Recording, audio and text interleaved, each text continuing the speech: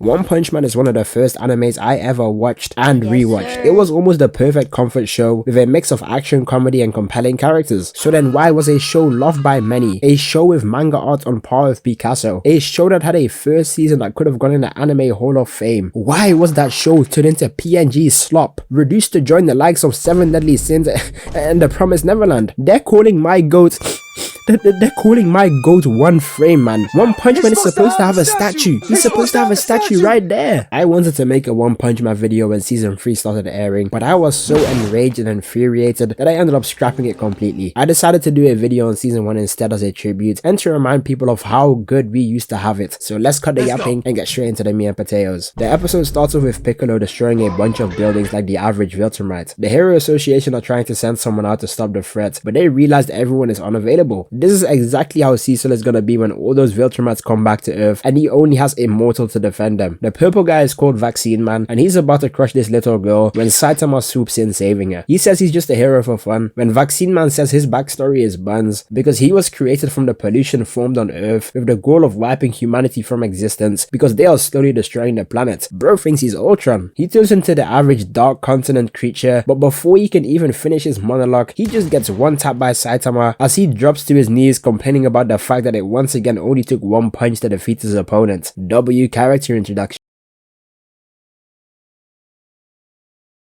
His backstory and we see that bro runs into Larry from SpongeBob, who's terrorizing the neighborhood. Apparently he ate too much crab and turned into a crab man or something like that. Anyway, Saitama seems completely unfazed. I'm no businessman, I'm unemployed.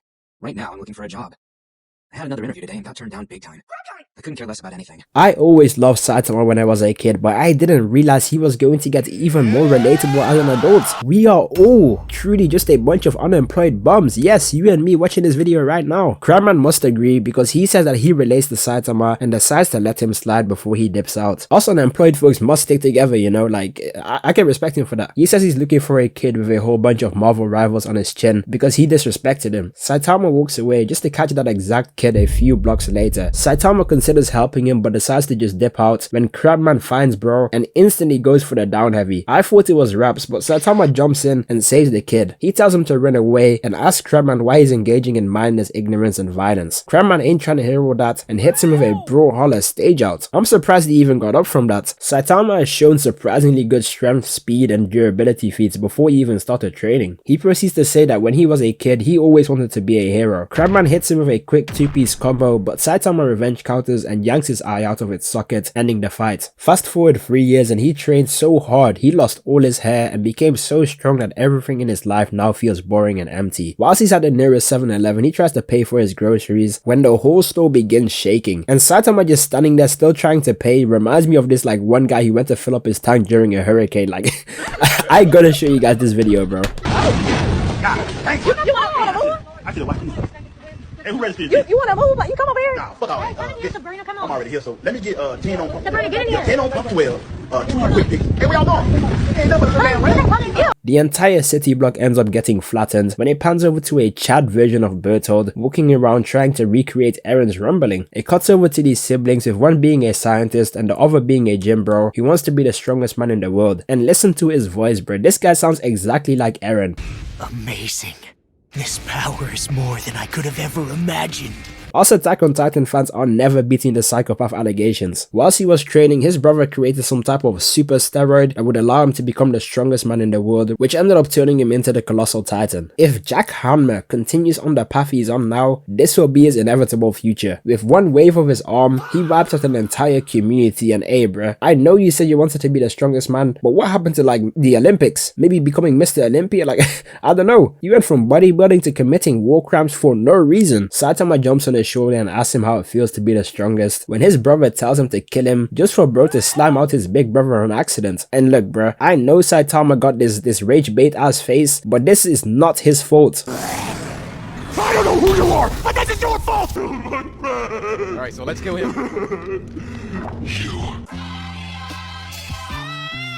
Mike Israetel grabs Saitama and slams him through a 20-story building before turning into the sun god Nika, and this for Saitama to jump out the hole like an animatronic jump scare and one-tap the wannabe colossal titan. The way the concept of the strongest is portrayed across different media truly fascinates me and might be my favorite trope in anime in general, but the way it's done in One Punch Man just hits home every time. In a sense, it feels like we're getting to see an anime main character that's already completed the main story, and now we get to see, like, you know, how it affects his mental health and how it affects the world around him. Like, a good example would be Yuji Itadori in Mojito. He goes to his apartment and we see that he's honestly living a pretty normal life. Not gonna lie, this is probably the average life someone in Gen Z is dreaming of living. Being able to afford your own food, your own apartment with like your own TV. It's actually kind of sad that this is genuinely becoming like an impossibility. As Saitama is sleeping, he gets his whole head palmed by a Nomu, and for the first time we see bro actually bleeding? What? The being proceeds to say he's a subterranean that's been living underground, but due to overpopulation, they are now going to try and claim the world above them too. Saitama goes hit for hit, one tapping the first one before they all begin jumping him. He's locked in though and actually starts putting belt to ass on the more men, out here moving like Madara against the Shinobi Alliance. One of them actually catches him slipping and hits him with a Donkey Kong strong ride, thinking they just ended the squabble, just for Saitama to aura walk towards them like he's crawling out of Jahannam itself. They continue to go blow for blow as Saitama is getting more and more excited by the minute. Man, this animation is so good I could cry. How did we go from this to this? I need them to pattern up for season 4. Saitama is finally feeling the rush of excitement from feeling physically challenged when this Hollow Knight final boss pulls up. He says he's the Subterranean king, and just as they were putting up the fisticuffs, Saitama's alarm goes off as it's revealed that it was all a dream. Damn, I feel your pain, bro. We've all woken up from those dreams where our lives are literally perfect. And the absolute cherry on top is that the Subterranean monsters do actually pull up, which had Saitama all excited just for them to be Goomba level fodder. Fast forward to the next day and there is allegedly a mosquito outbreak in Saitama City. He goes to water his cactus when he sees one hovering around him. He attempts to swat it, but even after locking in to the point that he started flash stepping, he was still unable to kill it. This mosquito has displayed feats above your favorite verse. My Hero Academia, Demon Slayer, Black Clover all get diffed by this mosquito. I turn my back, nobody gonna do nothing, nigga. Crazy? Oh, no. Yo, it's so safe in here, nigga. It's so safe in here, nigga. I can turn my back, I do whatever the I want, nigga. It ends up cutting to this hooligan who ignored the mosquito warnings and decided to use it as an opportunity to loot all the nearby businesses just for him to get genuinely sucked dry to the bone, as it pans over to some type of mosquito succubus and hey, she can go ahead and suck my blood if she wants. That's when we see this white-haired cyborg who shoots out a fire blast in an attempt to stop her. She sends her mosquitoes after him, but bro just eviscerated all of them with zero difficulty. Let the squabble commence. Genos war runs and tries to land a hit, but gets full counted and down spiked. He tries to go for another follow-up clash, but she manages to swat that away too. This is what it feels like fighting a flyer as a melee character in Marvel Rivals. Get down here and box. Genos begins ki blast spamming, but this Vegeta ass move got a 0% success rate. I don't know if anyone ever gained anything from doing this. She dodges all of them and snatches his arm, leaving him looking like future Gohan. He actually won the trade though, as she managed to take both her legs. She decides to go for a tactical retreat, practically opening a mosquito domain, out and moving like Kuroshi from JJK. That's when Saitama comes in and he's still chasing that same mosquito. Genos tells him to dip, but it's too late as the mosquito lady goes for the attack. He uses another close range explosion, which Saitama gets caught in. The mosquito lady survived and managed to ascend. She low-key looks like she just gen equipped. She speed blitzes Genos and takes out his abdomen before landing a 50-hit sparking zero mid-air combo. Genos realizes he's fried, so just like Vegeta says F it, and decides to use a final flash and self-explode to hopefully take out both threats. And yo,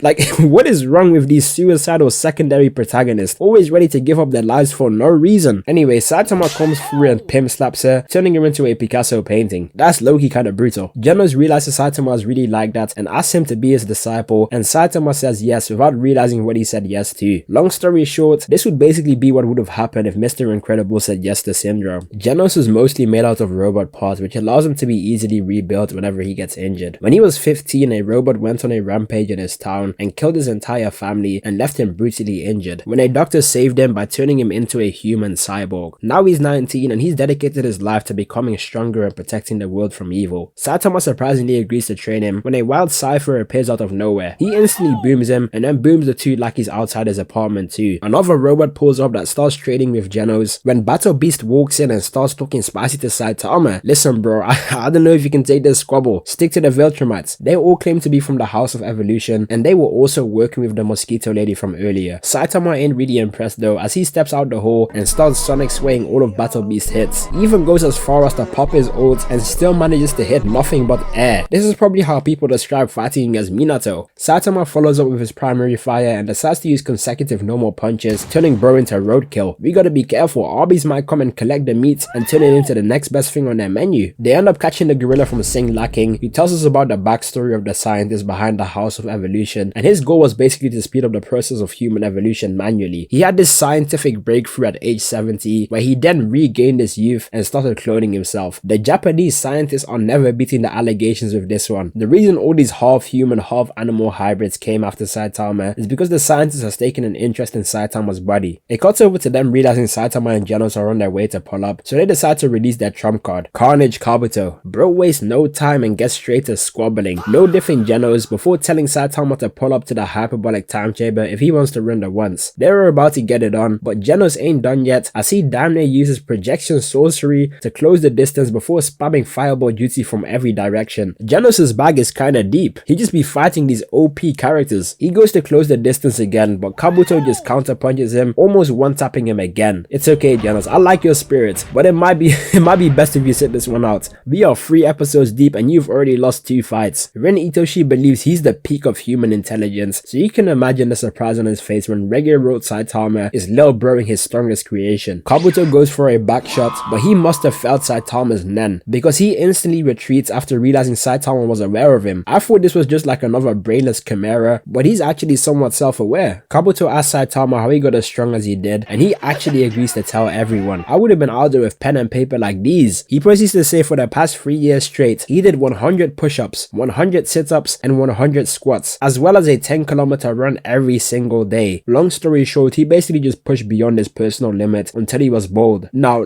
let's not cap it in the comments. I know we all tried the One Punch Man training regiment, at least like once in our lifetime. This is a safe space, you don't need to feel ashamed. Now, if we're being completely honest though, it's not even that difficult of a training regiment, especially for the fact that there is no progressive overload involved. Like, I'd rather do this than spend even one singular day in a diamond gym. Genos, the scientist, and Kabuto all seem to agree, as Genos actually gets mad at him for trying to sell him some nonsense ChatGPT training plan. Kabuto is also pissed off, so decides to go Kaioken and enhances his strength to the maximum. Bro damn near perception blitzes Saitama with the overhand right before dribbling him around the arena. When I first saw Saitama's face, I thought he actually felt threatened, but nah, he was more worried about the fact that he was about to miss the Saturday sale at his local market as he straight up just one-taps Carnage Kabuto.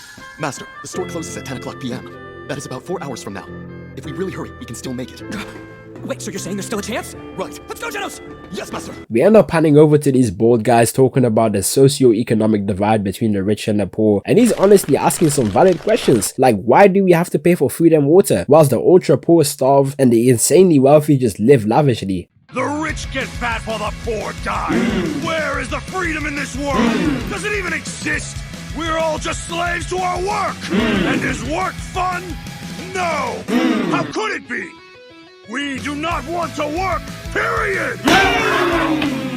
Yo, now that I'm older and I'm like rewatching a lot of these older animes that I watched when I was a kid, the amount of political messages in not just One Punch Man but just in anime in general, if you look past like the surface level comedy, it's honestly really interesting. They decide to rampage through the city and take down a bunch of buildings that are owned by the ultra wealthy individuals, and tell me this doesn't reflect the current state of the world. Just in the last week, there have been 3 warehouses set on fire by underpaid workers. Saitama is chilling at home listening to some Dylan Page News Daddy when they report on the appearance of the Paradises, aka the Bald Nigga Association, and they are basically stealing his drip. That's my bar. Shit. He copied my whole fucking flow. That's kissed me through the phone. He copied my whole fucking flow. Word for word, bar for bar. He goes out to stop them when Saiyaman pulls up first and says that he's also there to stop them. Everyone calls him Mooman Rider, and I really thought he was gonna cook just for bro to get off screened. The Paradises are on their way to attack this rich guy's building, but he sends out this assassin called Speedo Sound Sonic to handle them for him. The femboy pulls up on them and speed blitzes almost every single one of them, beheading them with 0 difficulty. This is how I imagine Minato was moving before he received his flee on sight order. Hammerhead decides to fight back and attempts to trap Speedo Sound Sonic into only having one path of attack. Speedo Sound Sonic plays ball, but Kingpin's cousin grabs a whole tree and tries to squash him, but he just gets domed in the cranium. I thought it was chips, but he barely managed to get away because he has KSI syndrome, an abnormally large head. He ends up running into Saitama, who makes quick work of him, but actually takes pity on him because they are both kinda similar. Unemployed bums who don't want to spend the next 40 years of their life working a meaningless job. Saitama gets ready to go home, but runs into Speedo Sound Sonic, who thinks he's part of the Bald Nigger Association, so instantly goes to attack him. Saitama tries to explain to him that he ain't one of the Paradises, and Speedo Sound Sonic did him like Sasuke when Kurama told him about Madara. Speedo Sound Sonic says he doesn't even care whether he's part of them or not, and admits that he's just annoyed that Saitama blocked 2 of his attacks. He begins bouncing around like Gran Torino, but even after all that, Saitama is still able to catch up. He still tries to win the exchange, but Saitama holds out his fist, and the jiggle physics of Speedo Sound Sonic's ball sack had more frames and animation budget than the entirety of season 3 combined. Why did they lock in so hard for this scene? He dips out before declaring Saitama as his new rival and says that he will fight him again after training even harder. Saitama goes home and speaks to Genos, basically telling him that he has no clout, no motion, no IG followers, no nothing, which is why no one knows who he is despite having defeated a bunch of powerful foes. And with that being said, follow my Instagram, I'm trying to hit 10k. That's when Genos explains to him that he needs to sign up with the Hero Association website so he can be recognized as an official hero and also get paid on the side. Him and Genos both decide to apply, and this is kind of like My Hero Academia's hero exams. They test his physical strength, which Saitama obviously excels at, and also their intellectual strength, which is done by a written exam. Genos gets a perfect score, putting him in class S, but Saitama, well, bro ended up getting put in C class, which is because bro completely fumbled the written exam, but he got a perfect score on the physicals, which, I mean, come on, bro. One of the examiners literally said that he broke every single test record, and he believes that there is a god inside of Saitama's body. They could at least made him like A class or something, I don't know, bro. Fast forward a few days and Genos asks Saitama to spar so that he can test his new upgrades. He agrees, so let the squabble commence. Genos propels himself forward and goes for a "I wanna be kung fu fighting" kick, but Saitama evades it using the reverse Michael Jackson technique. Genos turns into a Beyblade and goes for a side air, but Saitama weaves again before also dodging the Shido back heel. Genos thinks he won't be able to dodge his mid-air, so decides to pull out his Iron Man repulsor blasters, but Saitama still manages to evade it. He enhances his speed when they start going band for band, with Genos still being unable to land a single hit. He catches Saitama walking surprisingly fast, so goes for a prominence burn, which also hits nothing but air. Genos tells Saitama to lock in and stop dodging, so he perception blitzes him before using after image, charging up the nastiest Deontay Wilder overhand. Nothing but bad intentions. I thought he actually sent Genos back to the lobby, but it was just a pump fake, which still generated enough force to wipe out a small city. This show used to get real love back in the day. They just went all out for a borderline meaningless 10-minute sparring session. Genos has been chilling a lot at Saitama's house when he reminds him that Class C heroes need to do 1 act of heroism per week, otherwise they'll be kicked from the hero rankings. It's basically like a sales quota, so Saitama goes out looking for something to do. He wasn't able to find anything until he runs into Speedo Sound Sonic, but he practically just lil bros him. Tank Top Tiger, a top 10 C-class hero, pulls up and tells him that he's been causing trouble for the citizens and tries to lil bro Saitama just for Speedo Sound Sonic to boom him. After he realizes Saitama is a hero, he decides to destroy the city in the hopes that he will fight him, so Saitama just Hakai's him. Surely by this logic, he should be promoted to like B class or at least like high C class. A top 10 C-class hero got speed blitzed. The Hero Association is like terrible at gathering info. All this Tony Stark shield level technology, but there's no footage of Saitama? Yeah, these guys are more incompetent than Cecil. There has been some rumors about a powerful monster in City Z, so the Hero Association sends out 2 Class A heroes who get instantly boomed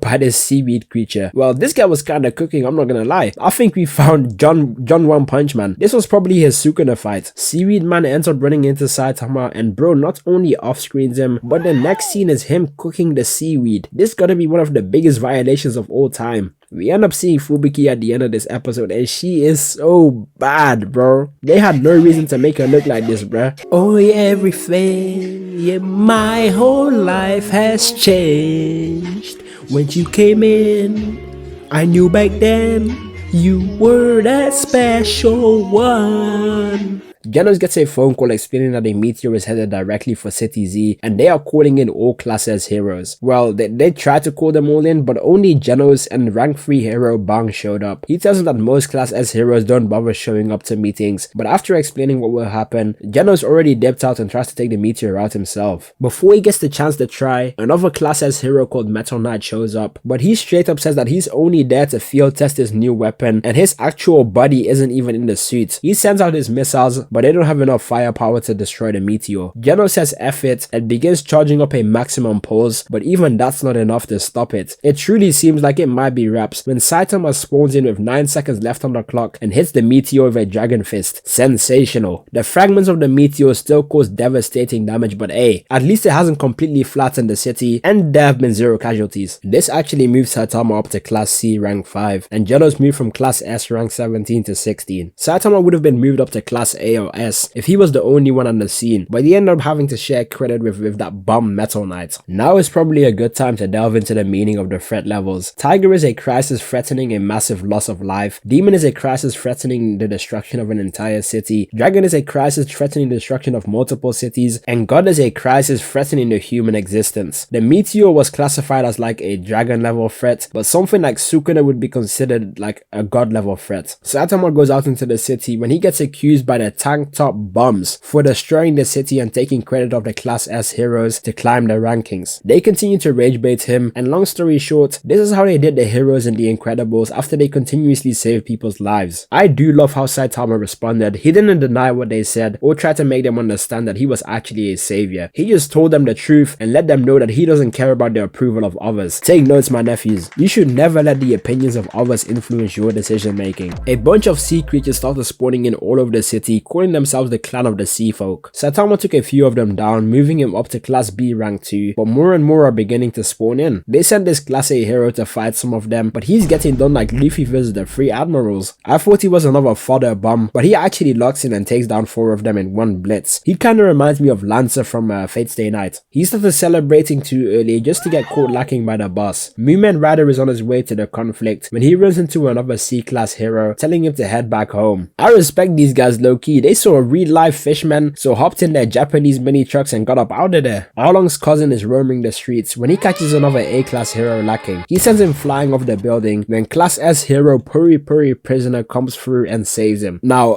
I need you to listen carefully to his reason for being in jail. I'm serving a life sentence because I can't seem to control myself. I see a beautiful man and I take it. He can't seem to control himself. This man is basically implying that whenever he sees a man that he finds slightly attractive, he takes their butt with or without consent. Someone come get Bun Clay's evil cousin, yo. Out here moving like the booty warrior from the Boondocks. I like you and I want you.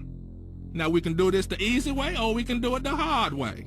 The choice is yours. Speedo-san Sonic is also with him since he got arrested after getting knocked out by Saitama. The Deep Sea King is equally as freaked out as Puri Puri Prisoner and hits him with a swift right hook. They start going blow for blow like Frankie and Senor Pink. Puri Puri Prisoner has a whole Powerpuff Sailor Moon magical girl transformation where he for whatever reason loses all his clothes but gains immense strength in the process. He goes for a flurry rush but it does minimal damage when the Deep Sea King returns the favor, turning Puri Puri Prisoner into Fufu. He changes his attention to Speedo-san Sonic, who hits him with a Sonic back heel, but he's not fast enough to land an attack, which allows Sonic to Sonic sway all the hits. It started to rain, and the Deep Sea King's strength and speed has slowly started to increase. It seems like when he's on land, he isn't able to use his full power. This is like how Groudon always chooses to squabble with Kyogre in the ocean, despite having an elemental disadvantage. Speedo-san Sonic retreats, so the Deep Sea King goes to attack one of the evacuation chambers, where he begins to violate all the remaining heroes inside. Moomin Rider still gets told to retreat by the Hero Association since a Class S hero was taken down. Genos pulled up and wastes no time instantly booming the Sea King.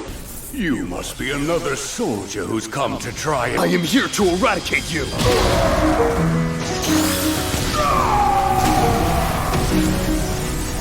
Hey, Genos might be 0-4 in 8 episodes so far, averaging 1 L every 2 episodes, but that doesn't take away from the fact that he's always ready to bang out, and he never wastes no time to up pull too. He gotta be my favorite L taker in anime. When Vegeta takes an L, he does like 5 minutes of trash talking beforehand, but Genos fights the strongest foe available, gets folded, takes his L on the chin like a dog, and comes back stronger the next episode. He's like Maharaga if you think about it. Deep Sea King comes back and lands a Mike Tyson right hook to the temple, almost laying Genos out cold. The Hero Association got a hold of Saitama through Moomin Rider's phone, and they actually give him the go ahead to go and fight the Deep Sea King. Genos gets up and continues to stall the Deep Sea King long enough for some of the civilians to get away, and he's kind of applying that full court pressure. A little girl begins cheering him on, so the Deep Sea King spits a poisonous loogie directly at her, and look at what it did to Genos' armor, left him looking like a decomposed titan. I know his breath is hot as hell. Deep Sea King is about to finish him off when the goat steps in and hits him with a Justice Crash. Now it may seem like that did no damage, but the Deep Sea King is just playing it off, trust me. He goes in for the punch, but just gets bounced like a basketball, already leaving him uncritical. He gets up though and continues to fight. Despite being outmatched, despite being face to face with a threat that seems insurmountable, he gets up and continues to relentlessly attack it one step at a time. Because it's not about winning or losing, it's about me taking you on right here and right now!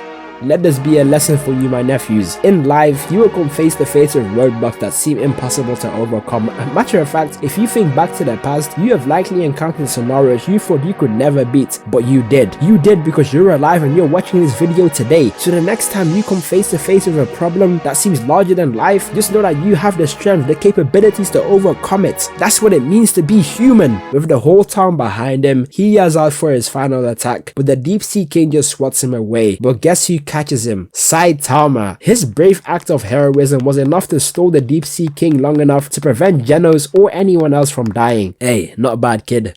Not bad at all. The Deep Sea King tries to sneak Saitama. I like your cut, G.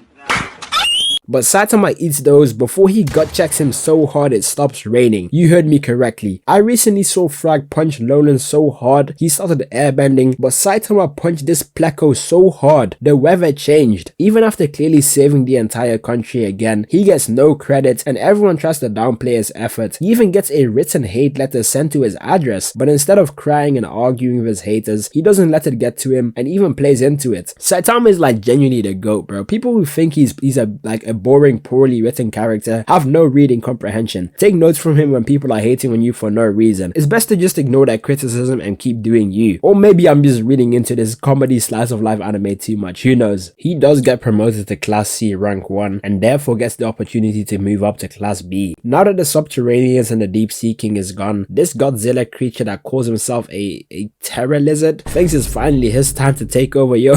This is wild. They had a whole freeway deadlock. It's like JJK. Just for Saitama to come in like Yuta Okotu and diff all of them. The Hero Association sends out this 5'2" green-haired Latina with attitude. Her name is Tatsumaki and she's Class S rank 2. She has telekinetic powers and not gonna lie, I thought she was gonna be another fraud. But whilst Godzilla charges up his beam, she starts moving like Prime Madara and summons a whole meteor from space and uses it to off-screen him. She might really be like that. But my question is like, why did she not help stopping the meteor from like 2 episodes ago? That makes no sense. We do also get to meet the Class S rank 3 hero Bang again when he tells Saitama about his student that went rogue called Garo, but that's a story for another time. All the Class S heroes got summoned for a secret meeting, so Saitama decides to tag along. They got all types of characters in Class S: Puri Puri Prisoner, Josuke from JoJo's, Sandman from Spider-Man, a Final Fantasy character, a man in a dog costume, Ronnie Coleman, future Asmongold, Emo Genos, Walking Dead antagonist, Aura Farmer, Earthbound character, Miyamoto Musashi, overpowered old guy, and a bratty tsundere. The Hero Association comes in and basically says that they had a future side user who helped them predict disasters, but now she's dead, and her last prediction basically said that a major threat was arriving within the next 6 months. Before the meeting finishes, they get attacked by a bunch of Ritos, just for them to get boomed by someone protecting a city-sized spaceship that then proceeds to evaporate the entirety of City A. 4 S-class heroes are fighting one singular soldier with all their their might. I'm talking they are JJK jumping, bro, with everything they got, while Saitama already infiltrated the ship and took out over half of their forces on his own. Saitama is like a Mario 64 speedrunner. You look away for half a second and bro's already cleared 90% of the game. I know this guy in the bus room was stressed the hell out. This little bald-headed octopus is funny as hell, bro. He reminds me of like Invader Zim. If you know, you know. They got the same level of like goofiness to them. He tells Saitama to leave the ship, but Saitama tells him that he's lost, so he decides to guide him. Bro tells him to go right, so this rage baiter goes left instead. He ends up making it to the control room, and not gonna lie, he kinda got aura right here. Out here moving like the anti-Spiral. He has telekinetic powers similar to Tatsumaki. He activates them and claims that he's putting the gravitational pressure of a black hole onto Saitama, and bro's just standing there like it's nothing. This is definitely one of his most insane feats. Saitama grabs a rock and tosses it at him,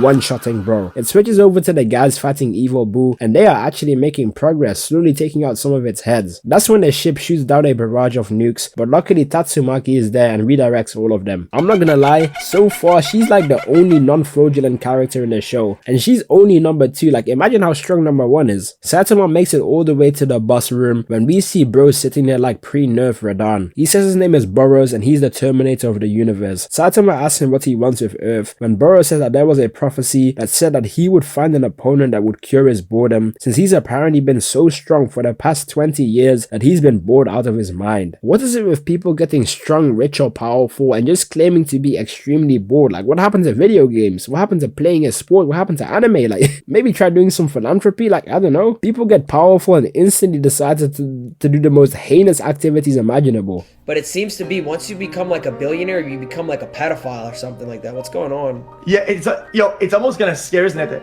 It feels like, hold on, there's nothing to do late game. If all billionaires... What? That's such a crazy sentence. What? So once you become... Saitama actually condemns him for going around destroying planets out of boredom, despite him struggling with the same issue. W-mans. He booms him, but bro actually tanks it before shredding off his armor like Piccolo because it was apparently created to limit his strength. He starts applying full chord pressure, unloading a barrage of punches onto Saitama, even had him backpedaling a little bit. Saitama was a certified master of the parry. I know for a fact he played Sekiro. He snatches his right hand as they start going plus ultra, flying around like real life Dragon Ball characters. This was made in 2015 and it's keeping up with modern day mappa animation. The opening begins playing as Boros pushes Saitama out of the ship with all his might. He goes Super Saiyan Blue Kaioken times 100 and hits Saitama with a time skipping punch, mixing him up in ways I've never seen an anime character get mixed up. Saitama's durability might be the greatest I've ever seen. It's like fighting against the training dummy in the practice range of a video game. Boros hits Saitama with an up spike, sending him out of bounds like a Smash Bros character. If that was all, I would have said fair enough, but he hit him so hard, Saitama ended up on the moon, and even after all that, bro was still unfazed, like a damn Viltrumite, just casually holding his breath before he jumps back from the moon within the span of like 10 seconds. Just for reference, it takes light 1.3 seconds to go from the moon to Earth. Mind you, he ain't even trying like that. Hey, I'm gonna put a poll in the comments, bro, like, and I'm gonna let you guys argue it out. Who is truly stronger? Like, who wins in a fair squabble? Goku or Saitama? Man, I know the impact of this jump probably caused like 7 different tsunamis and earthquakes across the globe. Look at the damage. Boros is completely flabbergasted as to what he just witnessed, man. Like, Boros is stated to be the ultimate life form. He basically just witnessed a monkey jump from space all the way back down to Earth. He decides to go all out, but Saitama actually decides to fight back and booms him before following up with normal consecutive punches. Boros still manages to regenerate, so decides to go plus ultra and push past his limits. So Saitama, for the first time in the season, goes from using his primary fire to actually using an ability, his serious punch.